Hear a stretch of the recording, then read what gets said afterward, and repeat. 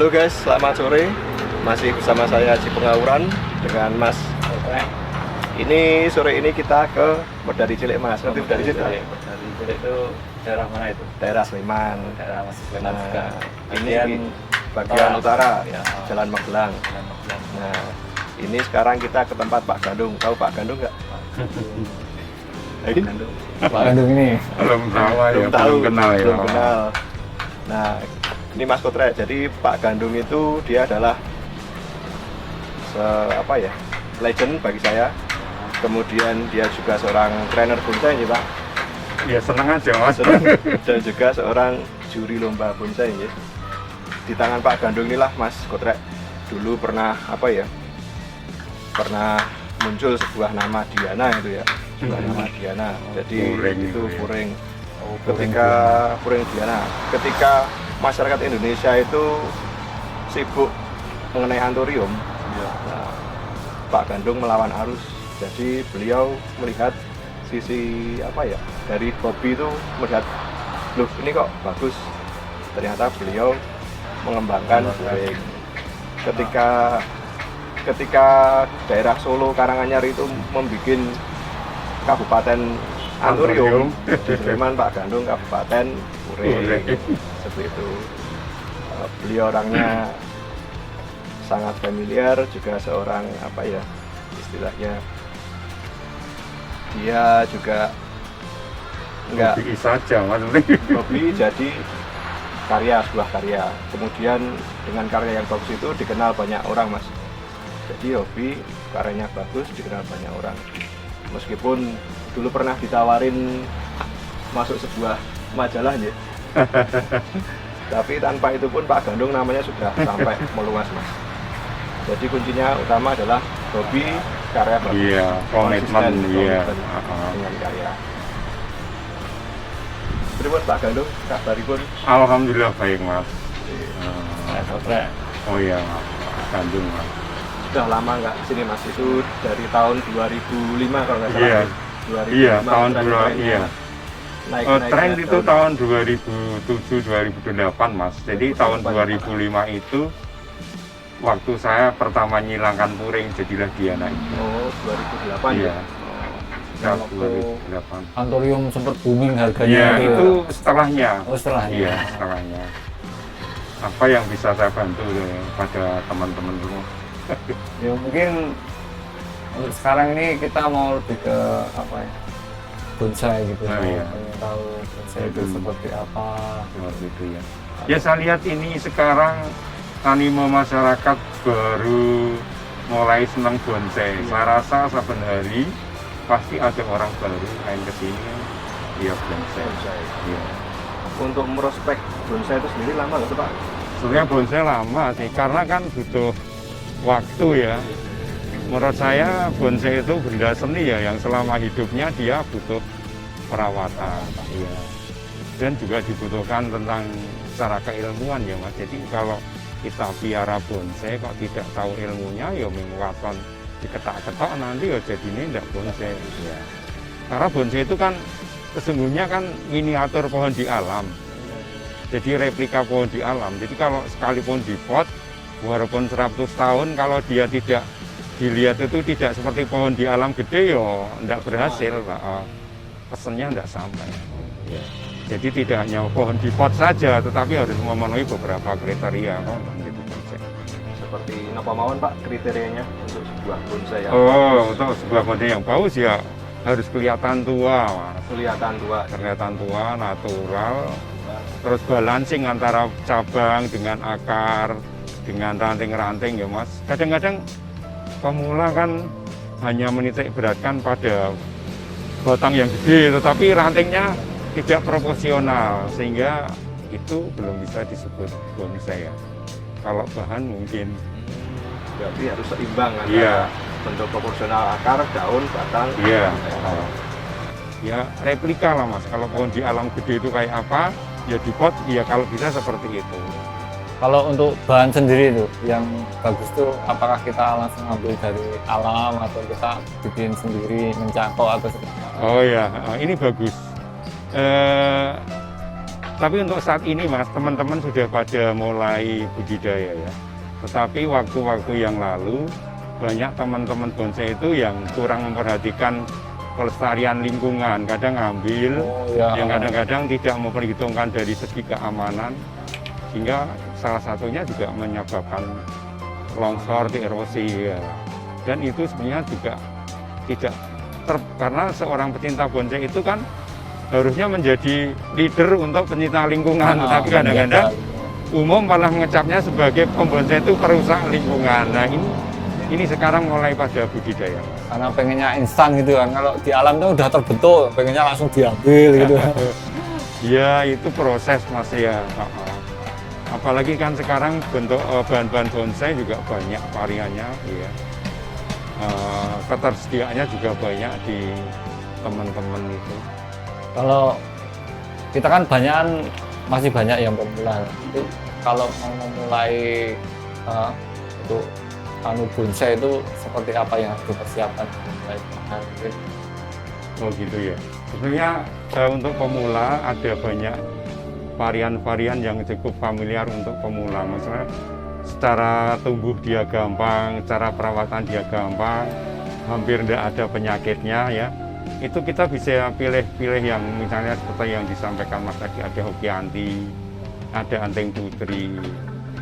Ya, itu dua item yang sangat bagus ya. Karena menurut saya jenis-jenis ficus itu juga punya kelemahan, kadang-kadang dia ada jamurnya. Tapi untuk Anting Putri dan Hokianti itu kayaknya dia lebih tahan ya. Kalau buah itu gimana? Bisa nggak? Bisa juga. Pada prinsipnya bisa Mas. Kalau untuk terutama yang pohonnya, yang buahnya kecil ya. Kalau nanti buahnya gede, kan nanti merusak proporsional pohonnya Mas. Misalnya kita asumsikan pohonnya selengan, kita asumsikan selengan itu mewakili 1 meter. Nanti nek buahnya lebih gede kan jadi merusak. Perbandingannya jadi rusak. Nanti cari buah yang kecil gitu, yang tinggi, ada sianti dan lain sebagainya. Itu harus alami atau dasarnya itu alami atau harus bisa cangkok itu boleh tidak Pak? Sebetulnya bibit bonsai itu asalnya tidak jadi masalah Mas. Itu dari bibit, dari cangkok, dari setek itu tidak masalah, no problem. Yang penting nanti hasil akhirnya baik. Jadi ada orang yang menyorot, wah ini lebih bagus dari tukulan, tapi kalau dia tidak bisa bentuk ya sama saja Mas. Iya, justru menurut saya dari cangkokan itu lebih cepat karena kita nyangkok sudah bisa dapatkan batang yang sesuai dengan keinginan kita, tidak harus nunggu. Iya, jadi tidak ada jeleknya, misalnya dari cangkok atau dari sambung tidak masalah, sama-sama bagusnya, asalkan nanti hasil akhirnya itu bagus, tidak masalah. Kita prosesnya gitu. Betul. Yang lebih penting ini Mas, yang lebih penting saya pikir secara edukasi keilmuannya, karena orang kita nyuwun sewu ya, orang kita itu kadang-kadang sesuatu itu sak penake sendiri, wah santai ini minggu hobi kok, wah sak senengnya. Tapi menurut saya itu sesuatu yang rugi karena kita sudah beli bibit, investasikan waktu sekian lama, tanpa diilmui nanti hasilnya tidak maksimal. Walaupun nanti misalnya tidak akan dijual, tetapi kalau nanti bonsai kita itu bagus, kalau kita sertakan dalam kontes juga dapat apresiasi yang baik, itu menurut saya kan berhasil. Tapi kalau kita ikutkan kontes tidak pernah dapat apresiasi percuma ya toh. Iya Mas, jadi menurut saya begitu. Yang lebih penting adalah keilmuannya. Nah, sama Mas, misalnya kita mau buat kita beli daging sapi, mau buat bakso, kita enggak tahu bakso bumbunya apa, aneh atau Mas. Jadi nanti jadi apa kan enggak jadi. Jadi makanya yang lebih penting adalah keilmuannya, belajar. Iya. Jadi pas kita kesini cari ilmu, dapat dari Pak Gandung mengenai bonsai, jadi tahu apa. Iya, ada Mas beberapa. Ini saatnya ada 2 kelas yang belajar Mas. Nanti malam juga ada 7 orang. Saya sengaja menghimpun pada pemuda-pemuda yang seneng Mas.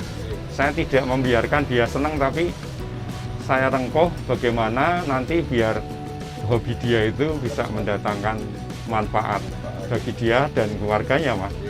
Dan jangan merusak lingkungan lagi ya. Tiap seminggu sekali nopo? Rata-rata seminggu sekali Mas. Ini ada dua kelompok yang sudah jalan. Terus ini kemarin ada satu kelompok tapi kuotanya baru dapat 5 loh. Berarti saya harus setuju Mas, karena kalau terlalu sedikit ya saya rugi waktunya loh Mas. Tapi kalau terlalu banyak saya juga kurang, nanti dia tidak concern ya. Cuman sekarang Iya, aja. ya monggo, ini orang yang justru dari Magelang ada Mas. Rekan-rekan yang ingin belajar secara serius mengenai bonsai, silahkan langsung aja ke Medari Cilik ketemu Pak Gandung ya. Dan ini gratis loh Mas. Gratis tanpa pungut biaya guys. Luar biasa ya Pak. Dedikasi Pak Gandung ke teman-teman semuanya. Tiap hari apa Pak? Mereka Mas, setelah ada 7 personal, mereka harus buat kesetujuan sama Ya, sepakatan nanti dia pengen hari apa, terus nanti saya cross check dengan jadwal saya ya. Tapi saya cuma membatasi 3 kelompok ya. 3 kelompok rampung, baru nanti ada lagi gitu. Kira-kira sampai berapa lama Pak Gandung untuk Biasanya Mas, kalau secara umum 7 atau 8 kali pertemuan rampung. Yang kita bahas gaya-gaya yang biasa toh. Tapi nanti kalau misalnya pengen aplikasinya tentang membingungkan cabang itu bagaimana, itu ada lagi. Nanti kadang-kadang dia secara personal datang terus nanti sharing sendiri. jadi apa? Ada kelas basicnya, terus ada baru nanti yang istilahnya yang kesukaran lebih tinggi nanti ya Pak. Step by step. Syaratnya ya cuma satu, hobi tanaman guys, iya loh, tanpa Seneng, ada iya. rasa hobi seneng itu guys, Iya. seperti dipaksakan nanti. Terus juga saya berpesan bahwa janganlah kita berpikir dapat uang dari sana. Tetapi kalau kita pakai ilmu, pastilah nanti uang datang. Nah, seperti itu. Karya guys, yang penting itu karya. Jadi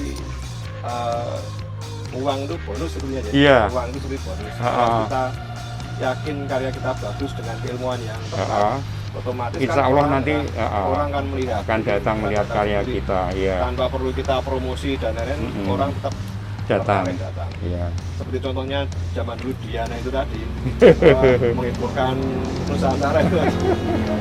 Itu kalau aku yang jadi Pak Gandung paling aku sing Mas, sing apa jadinya? Sing Dulu Mas Agus pernah beli satu.